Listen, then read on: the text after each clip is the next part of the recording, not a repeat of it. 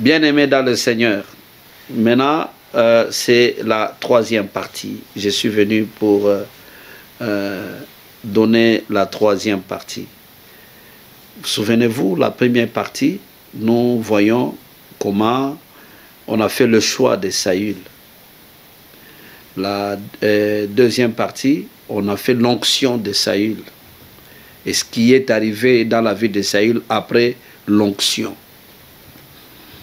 Alors, dans la troisième partie, parce que nous sommes en train d'étudier le leadership, déjà, nous commençons à voir la première erreur et deuxième erreur que Saül avait commise.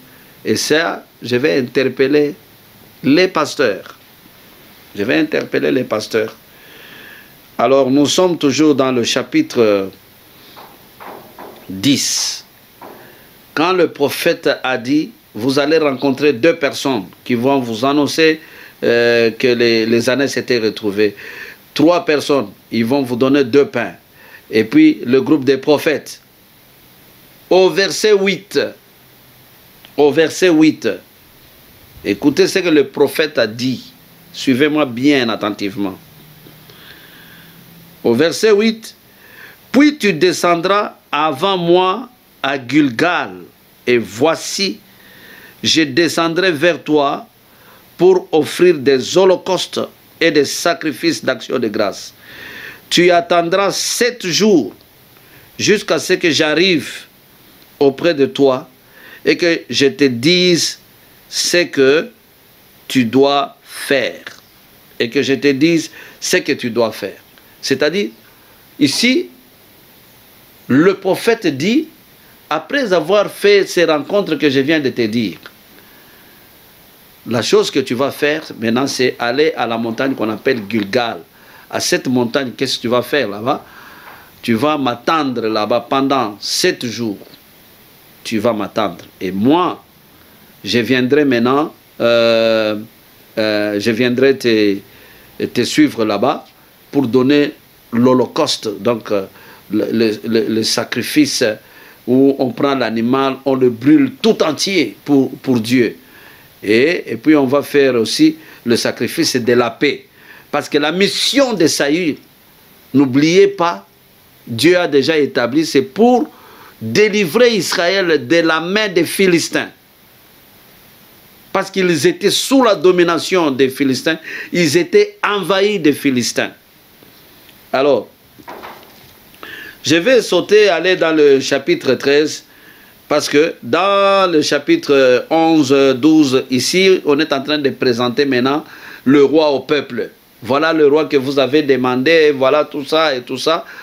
Vous continuez la lecture. Mais moi, je suis en train de chercher à vous communiquer quelque chose.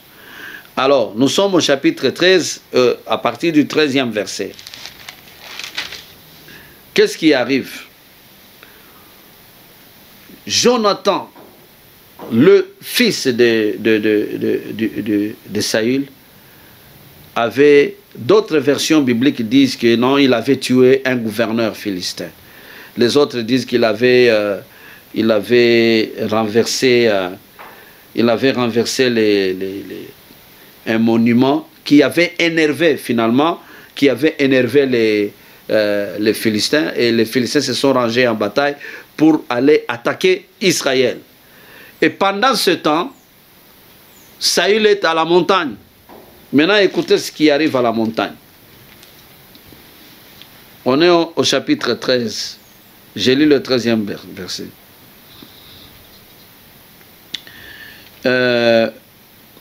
Non, j'ai lu le 8e verset.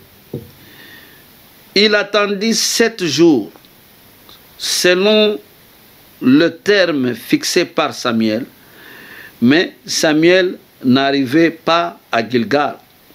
Et le peuple se dispersait loin de Saul. Alors Saul dit, amenez-moi l'holocauste et les sacrifices d'action de grâce. Et il offrit l'holocauste. Comme il achevait d'offrir l'holocauste, voici Samuel arriva et Saul sortit au-devant de lui pour le saluer. Samuel dit, qu'as-tu fait? Saul répondit, lorsque j'ai vu que le peuple s'est dispersé loin de moi, que tu n'arrivais pas au terme fixé et que les Philistins étaient assemblés à Michmash, je me suis dit, les Philistins vont descendre contre moi à Gilgal et je n'ai pas imploré l'Éternel. C'est alors que je me suis fait violence et que j'ai offert l'Holocauste.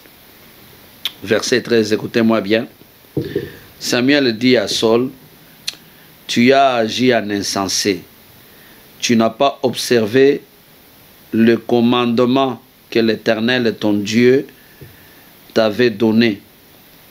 L'Éternel aurait affermi pour toujours ton règne sur Israël. Et maintenant, ton règne ne durera point. L'Éternel s'est choisi un homme selon son cœur. Et l'Éternel l'a destiné à être chef de son peuple parce que tu n'as pas observé ce que l'Éternel t'avait commandé. Bien-aimé dans le Seigneur, suivez-moi ici. Une situation arrive, le fils de Saul a fait ce qu'il a fait, il a tué le gouverneur des Philistins, ou il a renversé le monument là des Philistins. Alors les Philistins se sont levés pour aller les combattre. Alors qu'est-ce qui se passe? Les enfants d'Israël commençaient à fuir. Parce que les Philistins, quand vous allez lire le chapitre 12, vous allez comprendre ça. Les Philistins ont rangé en bataille des milliers de soldats pour faire violence à Israël. Alors les gens d'Israël commençaient à fuir. La Bible dit, les autres se cachent dans des citernes, dans des tombeaux. Les autres ont fui, ils ont traversé, allé à Gad, ils ont traversé les frontières. Textuellement, ce qui s'est fait, par exemple, ce que nous voyons en Afghanistan aujourd'hui, quand on a pris le pouvoir comme ça, alors les autres ont commencé à fuir le pays. Ce sont des choses qui ont commencé même dans cette époque ici, ça existait. Ça existait. Alors, ici, je suis en train de voir la première erreur que Saul a commise. Le prophète lui a dit, tu vas à Gilgal et tu vas me précéder là-bas. Et tu m'attendras 7 jours après, moi je viendrai. Alors, le 7e jour, qu'est-ce que Saül a constaté? Les gens sont en train de fuir. Même les soldats qui étaient à côté de lui. Quand vous faites la lecture là, vous allez comprendre. Même les soldats qui étaient à côté de lui commençaient à fuir. Ils voyaient que non, on va les tuer. Alors qu'est-ce que Saül a fait? Il a décidé. Il a dit, comme le prophète ne vient pas, moi-même je vais donner le sacrifice. Je vais donner l'Holocauste. Et je vais faire ce sacrifice, point barre. Et puis nous allons combattre les Philistins. C'était une erreur de sa part parce que ça ne revenait pas à lui de le faire. Cela ne relevait pas de sa compétence de donner ce sacrifice. Ce n'était pas lui qui devait le faire. Alors, du moment où il termine à donner le sacrifice, c'est le 7e jour. Le prophète arrive. Quand le prophète arrive, il dit, mais qu'est-ce que tu as fait toi? Il dit, mais toi tu as promis que tu devais venir, voilà. Mais je vois à côté de moi, les gens sont en train de fuir. Alors moi, je me suis dit, mais les Philistins vont venir ici, ils vont me tuer. Alors, j'ai décidé de donner le sacrifice. Samuel a dit, tu as commis une bêtise. Tu as agi en insensé. Tu as agi en insensé. Il fallait obéir au commandement de Dieu. C'est Dieu qui t'a choisi. Dieu connaît. Mais toi, tu regardes maintenant l'entourage, tu regardes la situation, tu regardes la circonstance. Combien de gens agissent? Vous savez, la parole de Dieu ici, on nous a donné des promesses dans la parole de Dieu. Des guérisons. la bénédiction, la percée, tout, on nous a donné dans la parole de Dieu. Mais quand vous allez chez le docteur, par exemple, et on vous diagnostique le cancer ou une maladie incurable, quelle est votre attitude? Quel est votre comportement? Vous qui avez la parole de Dieu, vous qui lisez la parole de Dieu, vous qui dites que vous êtes né de nouveau, vous êtes enfant de Dieu. La première des choses que vous perdez, c'est la parole là. Ce que Saul a fait, cette parole qu'on lui a dite, il ne l'a pas observée à cause de la circonstance, à cause de la situation. Bien-aimés, combien de fois nous agissons de la sorte? Parce qu'il y a une telle situation, parce qu'il y a tel problème, alors on agit au lieu d'agir selon la parole de Dieu. On vous dit, par exemple, on vous annonce que vous avez telle maladie. Pourquoi cette parole-là qui dit « Par ces meurtrissures, nous sommes guéris, nous sommes sauvés » Parce que le salut implique la guérison, la percée, la bénédiction, tout ça. Pourquoi ne pas dire que je suis guéri? Parce que la parole de Dieu dit que nous sommes guéris.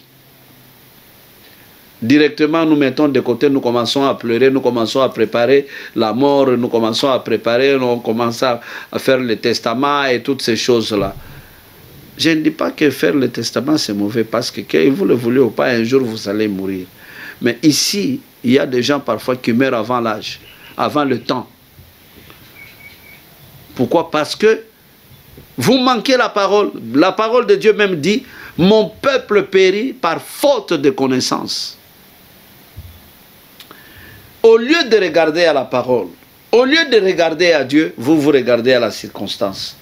Où tout le monde est en train de partir, tout le monde est en train de fuir. Mais le Dieu qui t'a choisi connaît ce qu'il veut faire avec toi. Parce que Dieu t'a choisi, il a choisi Saül pour délivrer Israël justement des mains des Philistins. Il fallait qu'il obéisse. Voilà la première erreur qu'il a commise. Il n'a pas obéi au commandement de Dieu, il n'a pas obéi à la parole de Dieu. Alors le prophète est venu, il lui a dit, mais écoute, Dieu devait affermir ton trône ici, toute ta vie, tu devais régner sur Israël, c'est-à-dire après toi, ton fils, après ton fils, le fils, après. Donc, mais à cause de cet acte que tu as posé, Dieu s'est trouvé un autre homme. Dieu s'est trouvé un autre homme. Et toi, tu ne régneras plus pour toujours. Et ça, c'est au début du règne de Saul. C'est au début. Il a régné pendant 42 ans. Après 42 ans, Saul devait partir.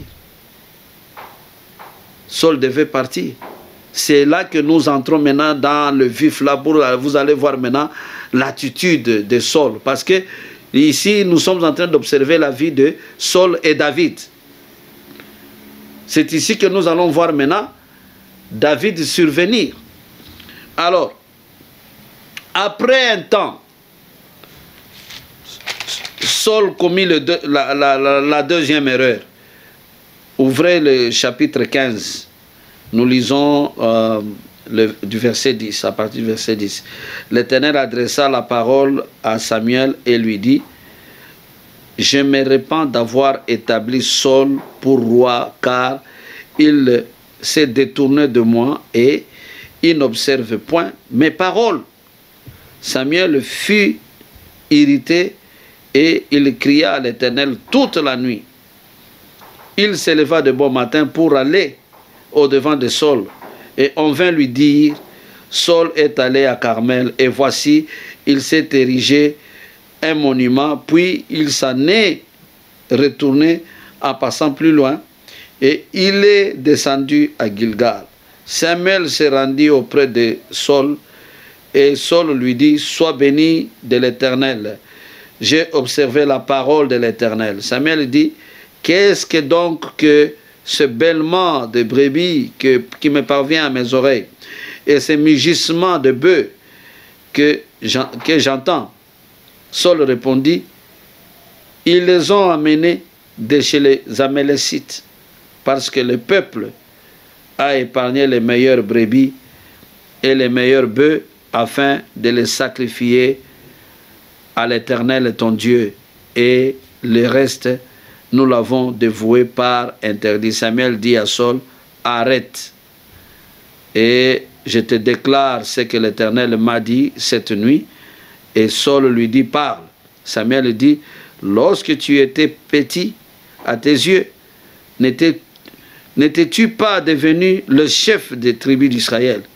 Et l'Éternel ne t'a-t-il pas oint pour que tu sois roi sur Israël?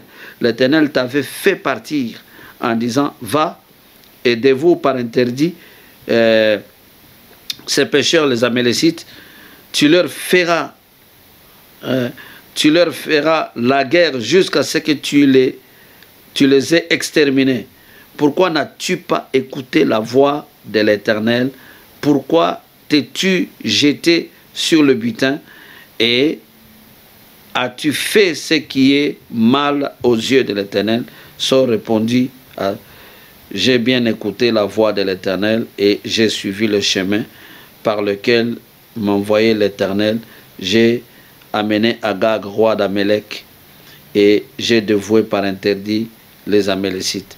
Mais le peuple a pris sur le butin des brebis et des bœufs comme prémisse de ce qui devait être dévoué afin de les sacrifier à l'Éternel ton Dieu à Gilgal. Samuel dit, l'Éternel trouve-t-il du plaisir dans l'holocauste et des sacrifices comme dans la désobéissance à la voix de l'Éternel? Voici, l'obéissance vaut mieux que les sacrifices, et l'observation de la parole vaut mieux que la graisse des béliers. Voilà ce que Saül a fait la deuxième fois. On l'envoie en mission pour aller combattre les Amalécites. On lui dit, tu vas dévouer par interdit, c'est-à-dire tu vas tuer tous les hommes, commençant par le roi jusqu'à la fin. Il faut exterminer ces gens, il faut exterminer leurs animaux. Mais Saül arrive là-bas, il prend le roi vivant, il l'amène. Et puis il amène toutes les bêtes toutes les bêtes grasses, il l'amène. Et puis il a dit qu'il a observé. Donc Dieu l'a rejeté. Dieu a dit, mais voilà, je me répands. Alors toi, homme de Dieu, Dieu t'appelle dans son ministère. C'est l'œuvre de Dieu, ce n'est pas ton œuvre. Mais comment tu prends des décisions comme ça toi-même? Tu entres, tu prends les décisions pour plaire aux gens. Certains hommes de Dieu ont des difficultés avec les autres personnes parce que peut-être les gens ne les comprennent pas. Nous, les hommes de Dieu, parfois, Dieu nous montre ce que nous devons faire, mais qui est contrairement à la volonté du peuple. Mais vous verrez les résultats après que non, l'homme de Dieu avait raison. Mais les hommes de Dieu d'aujourd'hui, ils préfèrent faire plaire aux gens. Voilà pourquoi aujourd'hui on est en train de se moquer des hommes de Dieu. Oh, vous les hommes de Dieu, vous les hommes de Dieu. Un homme de Dieu d'abord, c'est Dieu qui t'a appelé. L'important, ce n'est pas de faire l'œuvre de Dieu. Comme il a dit, oh, nous voulons donner un sacrifice. Il dit non, c'est l'obéissance. Vous devez être ce que Dieu veut que vous soyez avant de faire l'œuvre. Maintenant, vous prenez l'œuvre en priorité. Vous prenez, non, moi je dois faire l'œuvre en priorité, mais vous n'êtes pas vous-même transformé. Vous n'observez pas la volonté de Dieu.